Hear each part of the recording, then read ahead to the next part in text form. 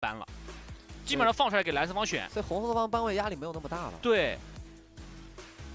所以现在选红的话，他可以拿到的一些东西就会更多一些，或者说我就正常跟你 A 套打 B 套嘛，就这样跟你出牌。是的。狼队在第1局比赛打完之后，第2局是选择蓝色方之后，先搬掉了自己用过的 MVP 苏烈。那这样微博不丁搬一手盾山，然后狼队还把敖影搬了。这个盾山估计要常驻微博班位了，红蓝都得搬。微博是把杨戬搬了，现在空后儿跟鲁班大师放出来了。那优先级肯定是鲁班大师。对，因为他把敖影搬了，对面的话只能用一手狄仁杰了。对。如果你选狄仁杰，左边就是吃叉，大概率是这样子。就是狼队在蓝色方1楼啊，他们仅出过2个位置，就是射辅，从来不选其他位置，就只选这2个位置。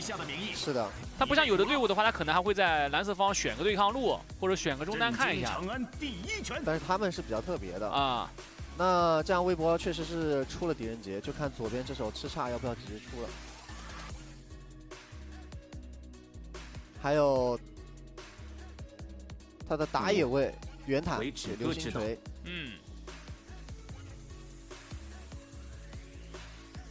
今天微博把暖阳的英雄在红色方提得很高啊，直接拿老虎过来了。但实际上上一把老虎已经用过了，对吧？狼队这边已经没有老虎了。就他想好了，他这个右边就是常规的对抗到鲁班大师的2手，黑群火加上狄仁杰。只不过现在你这个敖影被ban的情况，就敖影被ban的情况下，狼队知道你射手大概率是狄仁杰，他这边也想好了吃叉在，刚好去打你。然后微博是用了最近比较多的张飞去打鲁班大师，还是比较好打的。你过来开我就开你嘛，打强开。但是最近也看到了一些会打张飞的，就疯狂逼你的大招，让你没有办法一直捏着大招。就鲁班大师看到张飞，我就开你，给你换技能，只要我不交闪，反正我用一技能和大招把你的大给逼出来，我是赚时间轴的。这个流星锤组合也有可能会把张飞控死。然后西施被狼队送上了班位之后，微博则是搬掉了关羽以及不知火舞。狼队这种吃叉的话，全都是给道仔使用的。是的，还搬了一手王昭君，鲁班大师跟王昭君的组合，这个王昭君必须得搬了。狼队的话，后续西施、沈梦溪再搬一手蒙恬。搬了个蒙恬就是拆掉蒙恬老虎嘛。那狂铁也用了，那子墨的话，他必须得拿一个有坦度的英雄，他留到了最后，或者是双切入。就不要坦度了，因为他们这个阵容有张飞嘛。他上一场比赛不是拿过一把达摩吗？对，那也是这个赛季第1把。对，看看吧，可以留到最后1楼，先补了一手女娲。因为关羽蒙恬都已经没有了，女娲已经有多敌英雄了。是。那狼队的话就要把切入做彻底。司空震加吃叉，双边无射手阵容，然后同时中路再做一个小乔，跟鲁班大师接 combo。这个连控，这把张飞真的把鞋子早早的出成韧性鞋。他很关键。他被连控的话，圆坦加鲁大加上小乔，他会被控死。那这把达摩还真可以啊，刚好打的是司空震。对，选了5楼达摩，子墨本赛季的第2把达摩。这要帮后排做拆火了。如果顺风的话，达摩就可以找机会上去开。张飞接后手的话，也能把狼队的人给控死。青青在最近的比赛让我印象最深刻，团战打输出的那一把就是那个司空震，司空震的伤害直接拉满了。是的，那把他经常是活到最后的那个画面。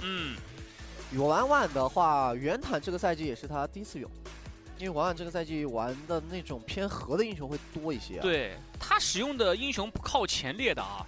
哪吒、裴擒虎、阿古朵、云鹰、大司命，每一个都要钱，每一个都特别能刷。对，然后对于经济需求较低的英雄，夏侯惇只拿了2次。所以婉婉他的这个经济配比的话，就经济收益，在野怪这项的收益是比较高的。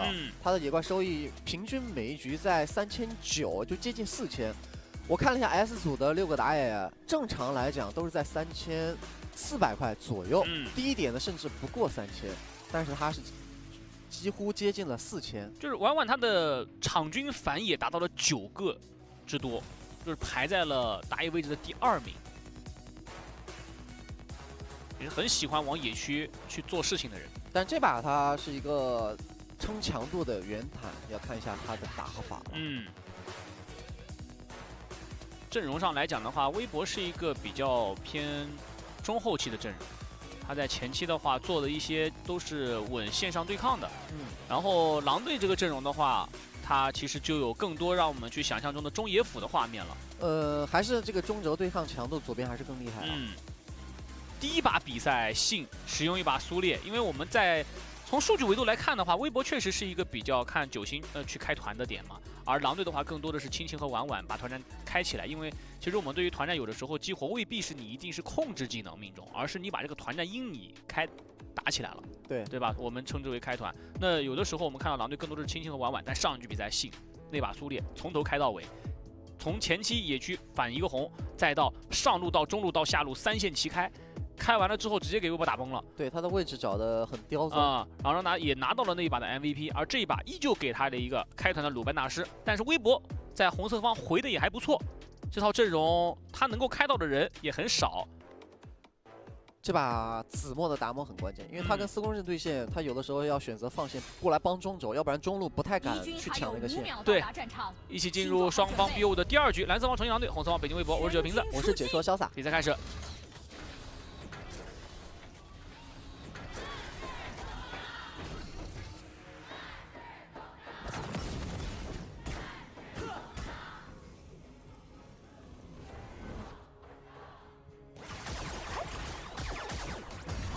一波线，微博是放了，让裴行武先去刷山好，然后再过来吃线。这把暖阳肯定是火甲那套了，因为他也要扛一下狼队这个阵容，他要一不小心被人集火了，他也得活下来才行。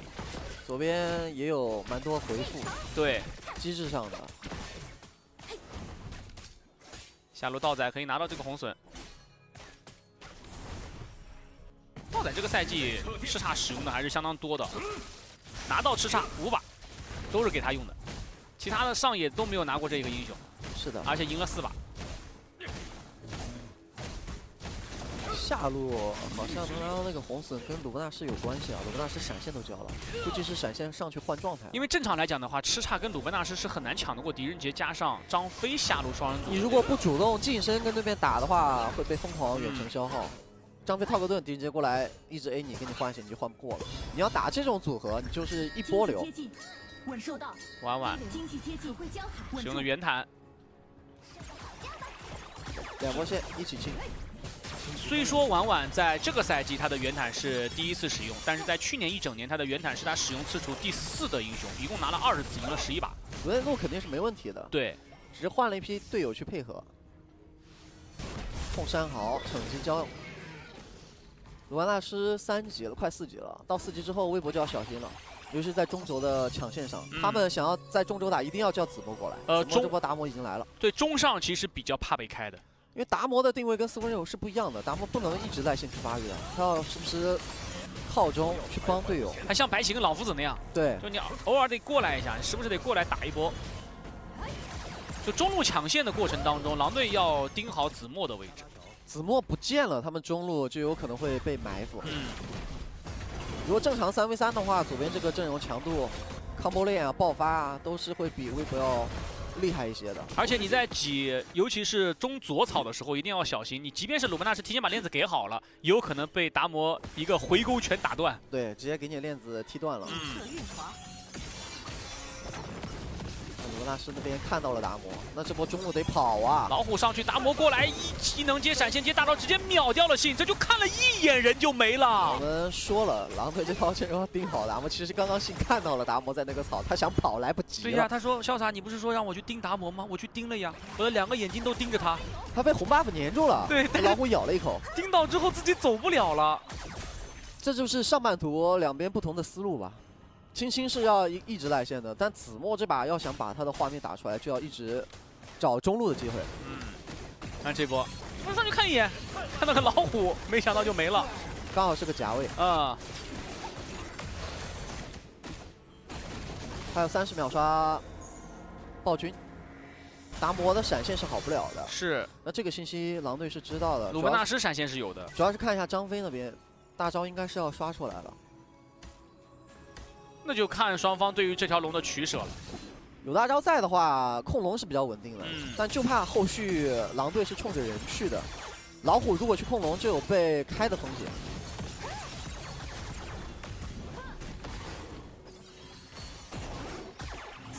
看这里鲁班大师，其实张飞是故意过去让鲁班大师开大拉他的，他有2技能，但是这波信并没有上当，留着技能等队友过来。大家都是游走，谁还不懂谁？哎，袁坦2段位移交了，2技能赶紧借龙做个位移，没砸好，被裴擒虎反打了一套状态。鲁班大师过来强开，然后女娲给大招，最终龙还是被暖阳的裴擒虎给拿到了。司空在侧边直接开大招进场，跟队友一起起火，看能不能融得掉，把子墨的达摩给带走。这边继续往前追击，青青队友给个链子把他接回去。两边在这波团是各有收获，不过你达摩掉了，红区守不守得住？张飞也没有大招。女娲也没有什么状态和技能了。裴擒虎状态虽然不错，没逞啊，是咬上去一口直接把鲁班大师给吞掉了，但自己也吃到了元旦的连扣，队友过来接一下，别人人形还加了个护盾啊，这最后的一丝血还是被青青的助攻给 A 掉了。那这样很亏啊！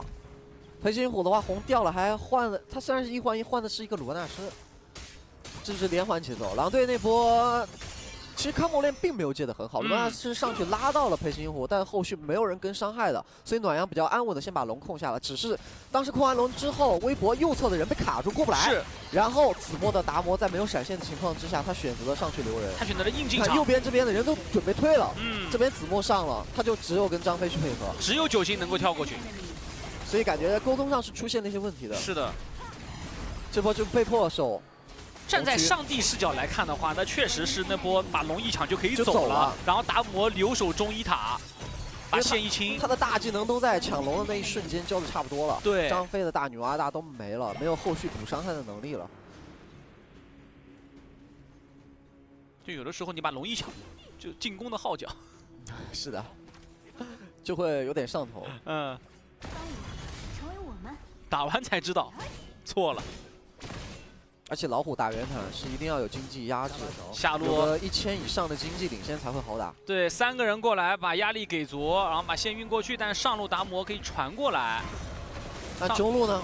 女娲一个人守不了啊，守不住，中1塔要没了。女娲已经被逼到了2塔处了。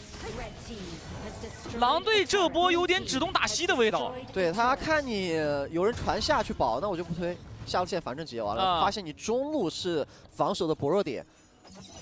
但当你达摩传送给下1塔的那一刻，他们就转中了。鲁班大师转人的速度太快了。这个红 buff 狼队也不好进，因为对面全技能，而且在这种地形特别容易被达摩、张飞控多个，所以狼队也是知难而退了，没有冒这个险。好，暖阳第一件红莲斗篷，那作为对位的婉婉看到了也是一样，很欣慰啊。师出同门啊！婉婉一看，我是门主，对面打的是红莲斗篷门主。那他再了解不过了。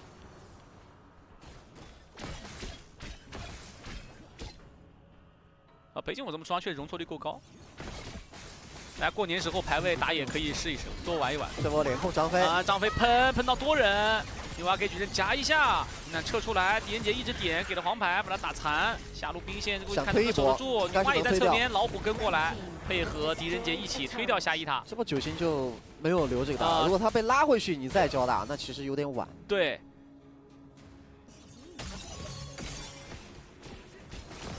团战上其实两边都有机会，主要看哪边能把自己阵容的优势发挥出来了。狼队就是第一波进攻会非常猛，他一旦能秒掉对面的一个人，后续团人就好打。但微博这边就主要看张飞的反手做拆，能不能保证他后续狄仁杰跟女娲的，包括裴擒虎的输出。裴擒虎主要是一个后进场打收割。上一把阵容出来之后，有20多个人看好狼队，只有4个人看好微博。这一把的话是更多的人看好微博，可能有暖阳的裴擒虎以及听乐这首女娲上一把估计大家还是更加看好那10楼的吕布吧，对吧？10楼吕布加上你，或者是对面那个梦琪，有点少见啊。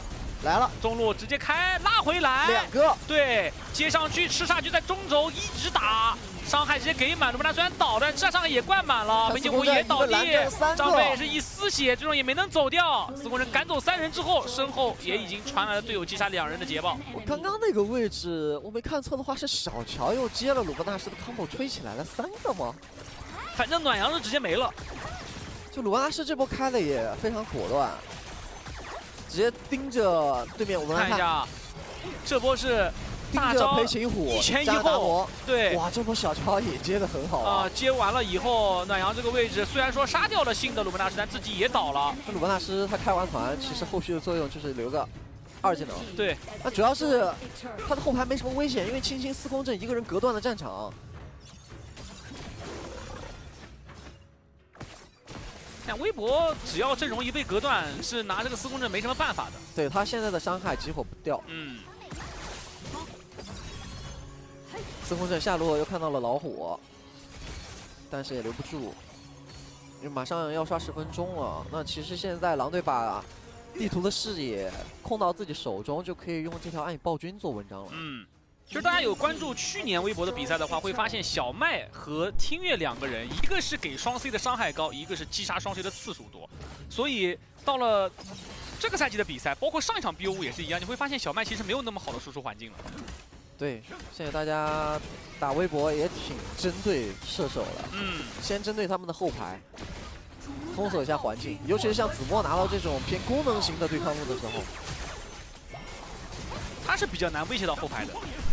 鲁本纳什又开，直接冲上去，元坦砸进去，2技能回顶一个狄仁杰，狄仁杰直接被顶到了第一个，变成了前排脱节。是的，然后司空震过来再把人压退，主要是狄仁杰没闪现啊，他现在闪现都还差几秒。那个位置他只有一个2技能，他要看这个2技能什么时候放。不过刚刚元坦把他砸的已经砸回来了，他怎么放都是死。张飞的大招拆也拆不动。狼队这个阵容控也多，你这个2技能还不好交。就是狼队的第一波开团开得太成功，以至于北京微博后续团战很难打，且他们现在的伤害量有限。微博刚才的那个女娲大招已经传了好多个了，但没用。青青现在的实时经济是7500，胜场10分钟经济均值，他的司空震是6700，就是他上一场那个司空震。他这个赛季一共就2把司空震，上一把给的是婉婉的经济，这把给的是青青的经济。2个人角色互换了一下。这把婉婉是一个开团重伤，但他经济也不是很低。走远线。这个赛季上野猛的队伍，基本上成绩都不会差。对的。你比如像黑肉，他也是上野目前在 MVP 榜单上排在并列第1。然后今天这2支队伍也是上野厉害。元坦已经落位了，上2塔微博应该是要放，不好守，从这儿过去要被埋伏。交闪，1技能就逼了个闪出来，因为怕被控到。对，女娲一旦被控到被 A 到的话，你交闪就拉不开了。对。红 buff 马上刷。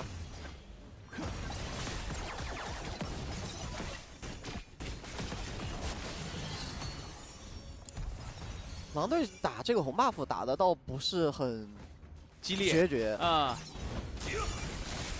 可能还是目标放在了后面的那条龙吧。而且可能他现在觉得给你一个红 buff， 现在裴擒虎也不好做什么。是。那裴擒虎的经济还没有叱咤高呢。裴擒虎的经济现在基本上是跟司空震差不多的。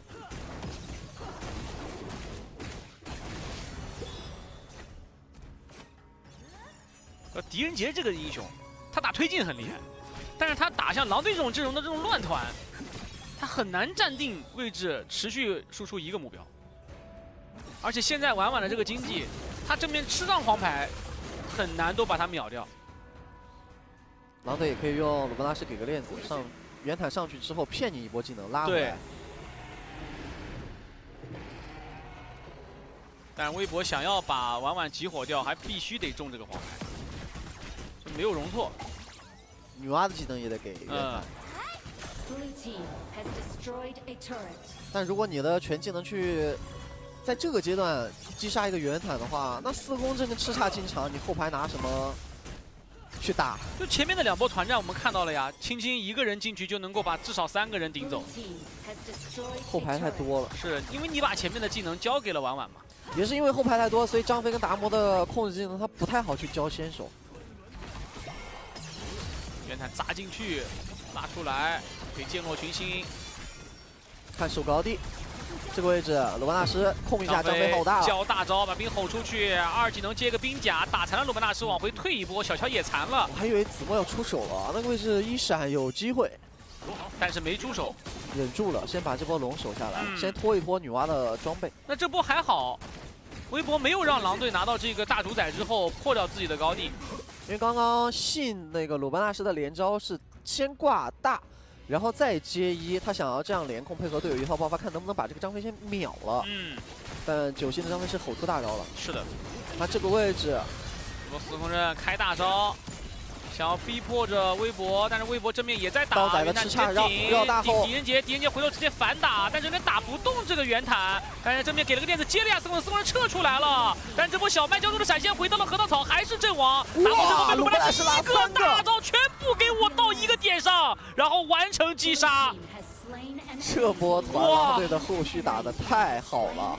信这个团战在最后的关键节点，一个大招把人聚到了一块儿，让微博绝望了。是的，那这样中路是有兵线，只剩天月的女娲先手大清不掉兵啊。那看他要不要飞出去了。这个时间队友是来不及复活的。但是下路也还有兵啊，他管得了中，他管不了下，下路的高地也推掉了。 他想等队友复活已经来不及了，只能退回自己的泉水。让我们恭喜重庆狼队2比0来到赛点局。今天狼队有所谓的信太强了，这团战给的控制太夸张了。对，一把苏烈，一把鲁班大师，现在已经给北京微博在团战上完全开懵了。